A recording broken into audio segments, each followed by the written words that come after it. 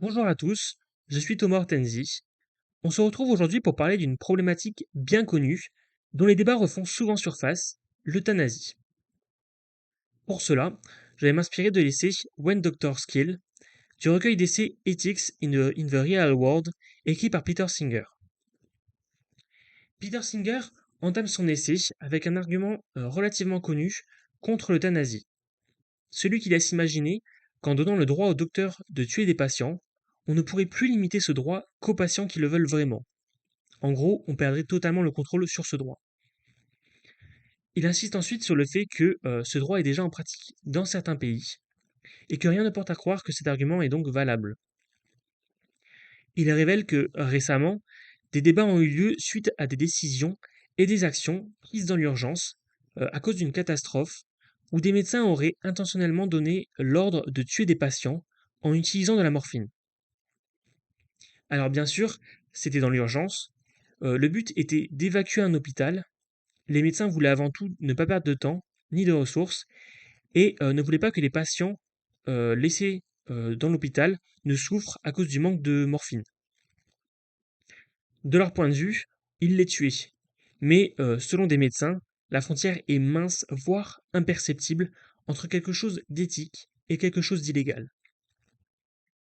De plus, la situation ne leur permettait pas vraiment de réfléchir à l'éthique. Je reviens donc sur un point de l'essai. Peter Singer explique à un moment ce qu'est la doctrine du double effet. Donc, la doctrine du double effet est une doctrine qui impose que pour qu'une action soit moralement justifiée, l'action doit être bonne. Le bon effet doit résulter de l'acte et non du mauvais effet. Le mauvais effet ne doit pas être directement voulu.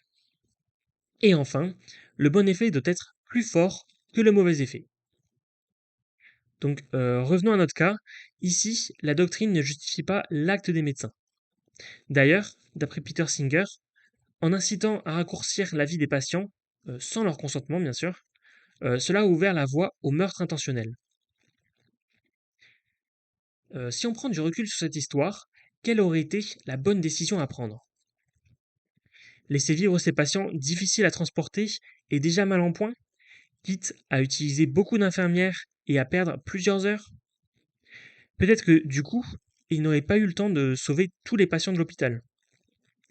Peut-être que des patients ayant de meilleures chances de survie seraient donc morts en n'ayant pas eu le temps d'être évacués. Ce débat m'a beaucoup fait penser, pour ceux qui connaissent, au dilemme du tramway, où on est dans un train qui file tout droit sur des rails. Sur ces rails sont attachées plusieurs personnes qui donc ne peuvent pas se détacher des rails. Donc si on ne fait rien, le train avance tout seul et va écraser ces personnes. Sauf un autre choix s'impose à nous. Donc on peut tourner à droite, suivre un autre chemin où il y a une personne qui se situe sur ce chemin et qui va donc mourir écrasée par ce train si on se déplace. Donc on a deux choix qui s'imposent à nous.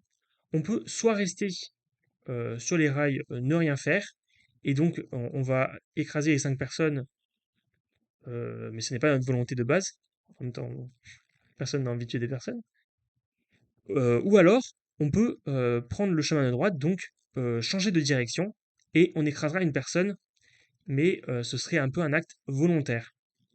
Donc voilà, c'est ce dilemme du train qui est très connu en philosophie.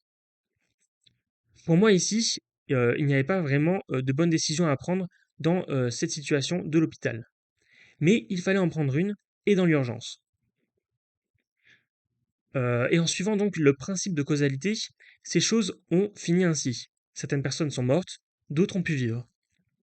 Selon vous, est-ce qu'il y avait une solution viable? Est-ce que l'euthanasie elle-même est une solution viable? J'attends vos réponses à toutes ces questions en commentaire, alors allez-y, lâchez-vous. J'ai vraiment trouvé ce sujet super intéressant, ça nous amène à nous questionner sur vraiment plein de choses du quotidien. Voilà donc merci à vous et ciao. On se retrouve pour la prochaine vidéo.